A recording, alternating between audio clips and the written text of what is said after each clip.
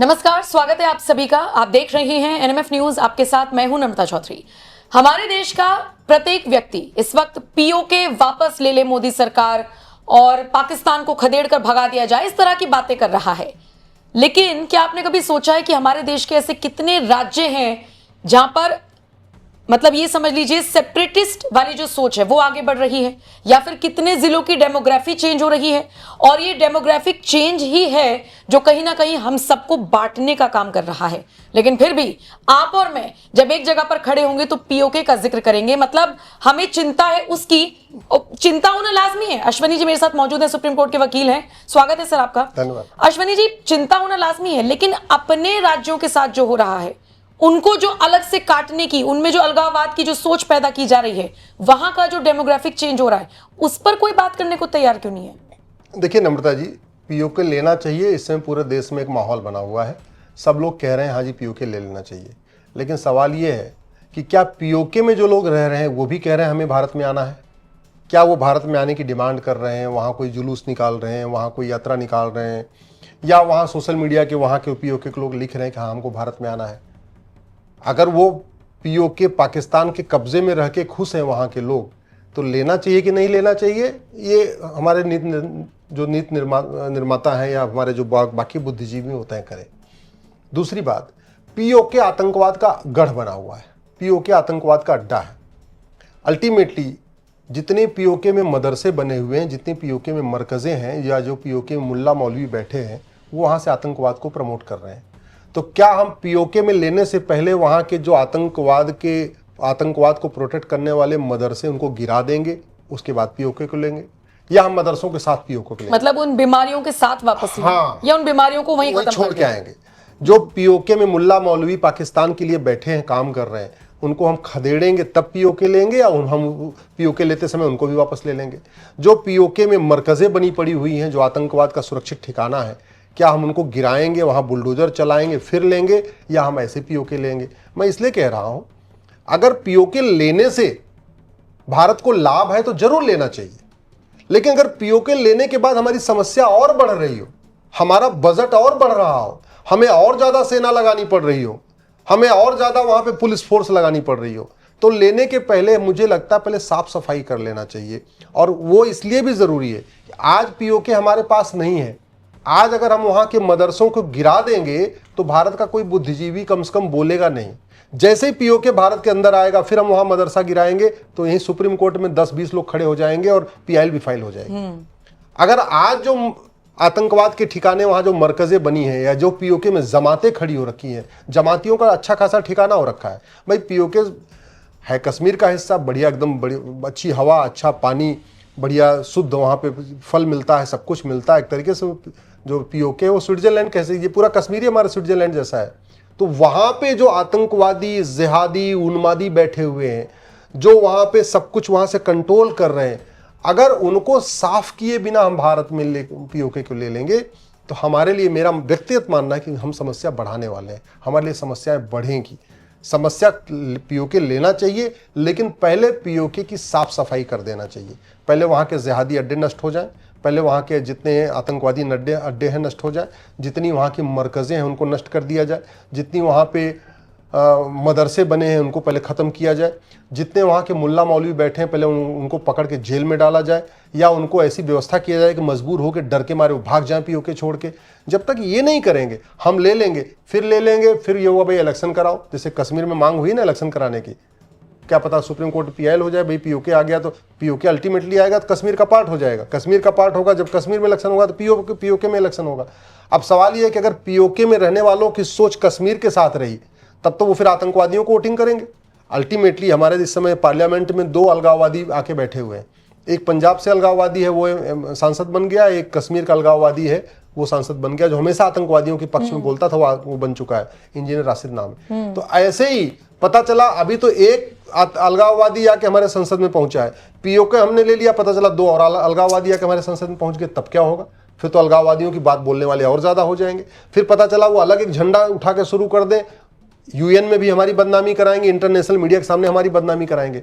इसलिए मेरा मानना है पीओके तभी लेना चाहिए जब पूरी तरीके से वहां पे अलगाववादी चीजें खत्म हो जाए, वहाँ के लोग हमारे साथ खड़े हो जाएं, हमारे पक्ष में आ जाएं, वो खुद कहें हाँ हमें भारत में आना चाहिए, हम भारत में हम भारत के हिस्सा थे, हम भारत में ही रहना चाहते हैं, हम कश्मीर में नहीं रहना, पाकिस्तान के साथ नहीं रहना चाहते। आखिर अल्टीमेटली बलूचिस्तान कह रहा है ना, बलूचिस्तान में खूब डिमांड हो रही है हमको अलग करो, हमको अलग करो। ये पीओके वाले क्यों नहीं डिमांड कर रहे हैं कि हमको हम भारत में जाना चाहते हैं, भारत में जाना चाहते हैं? वो पाकिस्तान के साथ क्यों खुश है?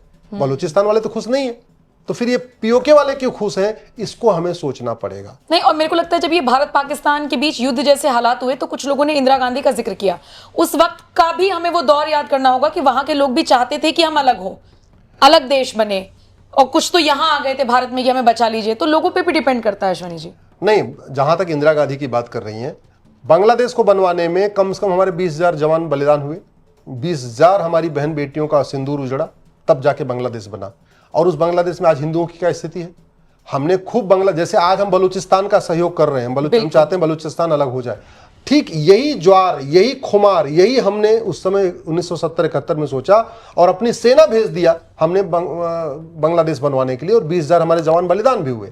और वो बांग्लादेश बनने के बाद आज उस बांग्लादेश में क्या हो रहा है? 71 में हमने बांग्लादेश बनवाया, अपना खून बहाया, अपना पसीना बहाया, अपना पैसा खराब किया, अपने हथियार बर्बाद किए, तब जाके बांग्लादेश बना।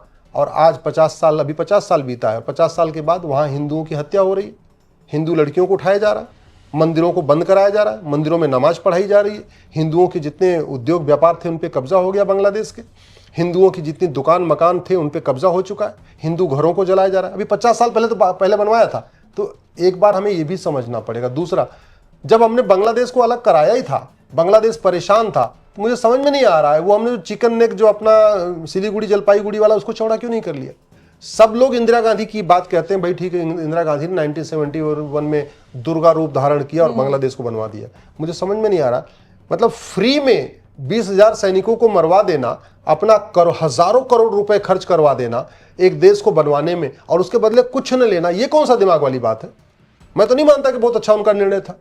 अगर उस समय तो बांग्लादेश से वो जो डिमांड करती, बांग्लादेश के जो शासक थे वो तैयार हो जाते भारत के साथ समझौता करने के लिए। अगर वो कहती कि हमको ये 10 जिले हमको चाहिए, तब हम जाके बांग्लादेश बनवाएंगे, तो वो शासक तैयार हो जाते। क्यों? क्योंकि उस समय वो परेशान थे, वो उनकी हत्या हो रही थी, उनके नेताओं की हत्या हो रही थी, वो पाकिस्तान से अलग होना चाहते थे ऐसे समय में। और अल्टीमेटली कम से कम वो जिले ले लेते जो जोगेंद्रनाथ मंडल ने बांग्लादेश में मिलवा दिया था। जोगेंद्रनाथ मंडल ने जिन्ना का साथ केवल और केवल मंत्री बनने के लिए दिया, वही ना, पाकिस्तान के पहले कानून मंत्री, पाकिस्तान के पहले कानून मंत्री। और उन्होंने अपने प्रभाव का उपयोग करके 5 जिले जो पहले भारत के हिस्सा थे बंटवारा के समय, उसमें जबरदस्ती रेफरेंडम करा के उसको पाकिस्तान में मिलवा दिया। तो जब बांग्लादेश इस समय इस स्थिति में था और वो परेशान था, वो मदद मांग रहा था, तो हमें कहना चाहिए था भैया देखो 1947 में 5 जिले गए हुए, इनको हमें वापस दे दो। हमें ये भी कहना चाहिए था जो चिकन नेक बना हुआ है, हमें इसको गलियारे को चौड़ा करना है। पाकिस्तान के उस समय बांग्लादेश के जो नेता थे, जो शासक थे, बहुत आराम से तैयार हो जाते देने के लिए, तो वो कुछ भी नहीं किया। हम बस वाहवाही करते रहते हैं, इंदिरा जी, इंडिया और पता नहीं क्या क्या दुनिया भर की बातें करते हैं। इंदिरा जी ने कितना नुकसान कराया, आप कभी सोचा आपने? कितने हमारे सैनिक मारे गए, कितना पैसा गायब हुआ। तो हमें कम से कम वो बांग्लादेश हमने जो बनवाया उससे हमें सीख लेना चाहिए कि बलूचिस्तान को बनवाते समय हमें क्या करना है। और पीओके से लेने से पहले हमें इस बात का भी ध्यान रखना पड़ेगा कि पीओके में अगर अलगाववादी सोच के साथ पीओके हमारे पास आएगा, पाकिस्तानी सोच के साथ अगर हमारे पास आएगा, तो हमें उसका कितना लाभ होगा ये भविष्य बताएगा। जमीन का टुकड़ा ले लेने से वो हमें लाभ देगा या नहीं देगा, ये सोचने की बात है, क्योंकि हम तो पहले अपनी आंतरिक समस्याओं से बहुत परेशान हैं। आप ये देखो ना, 9 राज्यों में अशांति फैली हुई है, 800 जिलों में से 200 जिलों में अशांति फैली हुई है, 6000 तहसीलों में से 1500 तहसीलों में अशांति फैली हुई है। इलेक्शन कमीशन एक लिस्ट बनाता है सेंसिटिव बूथ की, पहले एक लिस्ट बनती थी सेंसिटिव बूथ की, आजकल इलेक्शन कमीशन 2 लिस्ट बनाता है, सेंसिटिव बूथ और हाई सेंसिटिव बूथ, संवेदनशील, अति संवेदनशील। तो सेंसिटिव बूथों की संख्या बढ़ती जा रही है, अति संवेदनशील बूथों की संख्या बढ़ती जा रही है। और ये जो बूथों की संख्या बढ़ रही है उसका सीधा सीधा रिलेशन हिंदुओं की संख्या से है। हिंदुओं की संख्या कम हो रही है, संवेदनशील बूथों की संख्या बढ़ रही है। हिंदुओं की संख्या जहां बिल्कुल कम हो गई है वो असंवेदनशील बूथ कहलाते हैं, उनकी संख्या और ज्यादा के साथ बढ़ रही है। तो जहां पहले ही ऐसी स्थिति है, उस ऐसे समय में पीओके को लेके क्या फायदा होगा, क्या नुकसान होगा, ये मेरा व्यक्तिगत मानना है। मैं कोई डिफेंस एक्सपर्ट नहीं हूं, न कोई बहुत बड़ा राजनीतिज्ञ हूं, लेकिन जो थोड़ा बहुत कॉमन सेंस है मेरे पास, वो मेरा ये कहता है कि सबसे पहले वहाँ सफाई करनी चाहिए, वहाँ खरपतवार की सफाई हो जाए, वहाँ पूरी तरीके से, भाई जैसे अगर किसी का खेत लेना भी है तो उसको सबसे पहले जो बंजर हो, ऊसर हो, जहाँ ककरीला हो, पथरीला हो, पहले साफ सफाई कर देना चाहिए ना, उसके बाद ही इसको लेना चाहिए, तभी पीओके को लेना चाहिए। ये तो हम पीओके का जिक्र कर रहे थे, अभी वो जो 8-9 राज्य का आपने जिक्र किया, मैं चाहूंगी वो राज्य भी आप बता दें। जैसे मैं कहीं पढ़ रही थी केरल या आपका अरुणाचल हो गया, मणिपुर हो गया, यहाँ पे भी कुछ ऐसे तबके हैं जो अलग राह पर चलते हुए दिख रहे हैं। देखिए नागालैंड, भीम की ससुराल, आज वहाँ हिंदू खत्म हो गए। जहाँ घटोत्कच का जहाँ जन्म हुआ, हिडम्बा जहाँ थी, भीम की जहाँ शादी हुई, हम सब लोग खाटू श्याम के बारे में पूजा करते हैं ना, खाटू श्याम की पूजा करते हैं जाके राजस्थान में। वो खाटू श्याम का असली नाम बर्बरीक था और बर्बरीक का जन्म स्थान नागालैंड है। और उस नागालैंड में हिंदू कितने हुए हैं? मुश्किल से 10%, 8% बचे हुए हैं, 10% बचे हुए हैं, और हिंदू वहाँ 3rd क्लास बन के रह रहे हैं। ये स्थिति है। और वहाँ पे ऐसा नहीं, वहाँ क्रिश्चियन मेजॉरिटी में है। हम लोग कई बार ये भी सोचते हैं कि नहीं मुस्लिम से नहीं, क्रिश्चियन से भी हमारे लिए उतना ही बड़ा खतरा है, क्रिश्चियनिटी से भी उतना ही बड़ा खतरा है जितना हमारे लिए इस्लाम से खतरा है। दोनों बराबर के हैं। आप मेघालय में देख लीजिए हिंदू क्या पोजीशन है, 3rd क्लास बन के रह रहे हैं। आप मिजोरम में देख लीजिए हिंदू क्या पोजीशन है, 3rd क्लास बन के रह रहे हैं। आप केरल में देख लीजिए क्या हो रहा है, आए दिन आरएसएस के हमारे कार्यकर्ताओं की हत्या हो जाती है। क्यों हो जाती है? पीएफआई सक्रिय है। पीएफआई क्यों सक्रिय है? ओटजीवी नोटजीवी नेता उनको जो है प्रोटेक्ट कर रहे हैं।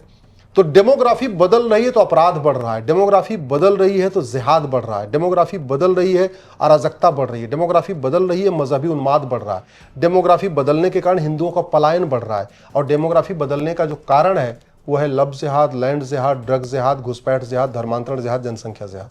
तो जब तक ये जो डेमोग्राफी को बदलने का जो हमारा रूट काज है उसके ऊपर हम काम नहीं करेंगे, उसको कंट्रोल नहीं करेंगे, तब तक भारत सुरक्षित नहीं होगा।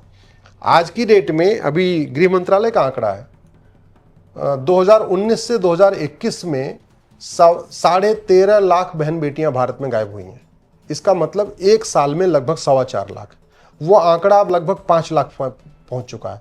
हर साल 5 लाख बहन बेटियां गायब हो रही हैं। 5 लाख में से 3.5 लाख बेटियां लब जिहाद का शिकार हो रही हैं। 3.5 लाख बेटियां लब जिहाद का शिकार हो रही हैं। इसका मतलब पर डे लगभग 1000 बेटियां लब जिहाद का शिकार हो रही हैं। दूसरा आंकड़ा आपको बताता हूं, प्रतिदिन 1,500 हिंदू परिवारों का कन्वर्जन हो रहा है। प्रतिदिन 1000 बेटियां लब जिहाद का शिकार हो रही हैं और प्रतिदिन 1,500 हिंदू परिवार कन्वर्ट हो रहे हैं। 1,500 हिंदू परिवार का मतलब एक परिवार में एवरेज आप 6 आदमी मान के चलिए तो लगभग 10,000 हिंदू पर डे कन्वर्ट हो रहे हैं।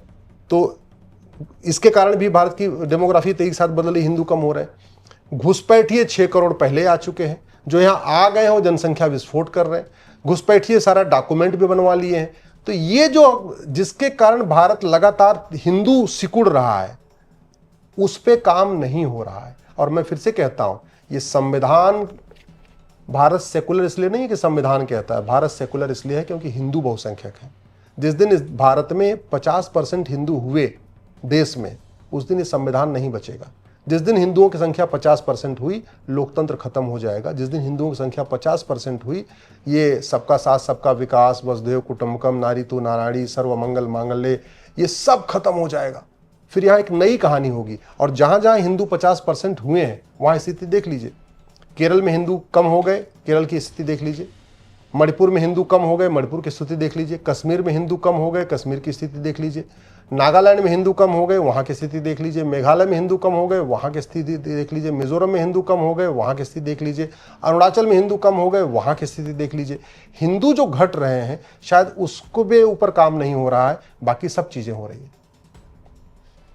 ठीक है, तो मुझे लगता है कि पीओके के साथ साथ भारत में जो डेमोग्राफिक चेंज हो रहा है उस पर भी हम सबको नजर रखने की जरूरत है। और मुझे लगता है अश्वनी जी, जैसे हम लोग अपने अपने घरों की तरफ जाते हैं, हम देखते हैं कि अभी तो खाली मैदान पड़ा हुआ था, वहां पर किसी ने झुग्गी बसा ली। लिटरली हम लोगों को कोई फर्क नहीं पड़ता, लेकिन फर्क पड़ना चाहिए, क्योंकि आज अगर हम चर्चा कर रहे हैं इस बात पर तो हमारी जिम्मेदारी भी बनती है कि हम अपने आसपास की चीजों पर नजर रखें। कौन कहां आकर बस गया आपको कोई मतलब नहीं है। आज एक झुग्गी बसी है, कल को पूरा एकदम बसेरा सा हो जाता है। और फिर अगर मान लीजिए उस लैंड पे, उस सरकारी जमीन पर कुछ बनना है और उस पर आता है बुलडोजर चलने के लिए, तो फिर हंगामा होता है। अमूमन केसेस में हम यही देख रहे हैं। बहरहाल बहुत बहुत शुक्रिया ये सारी जानकारियां दर्शकों तक पहुंचाने के लिए। बाकी आप इस खबर पर क्या राय रखते हैं, इस चर्चा को ज्यादा से ज्यादा शेयर कीजिएगा और अपनी राय जरूर दीजिएगा।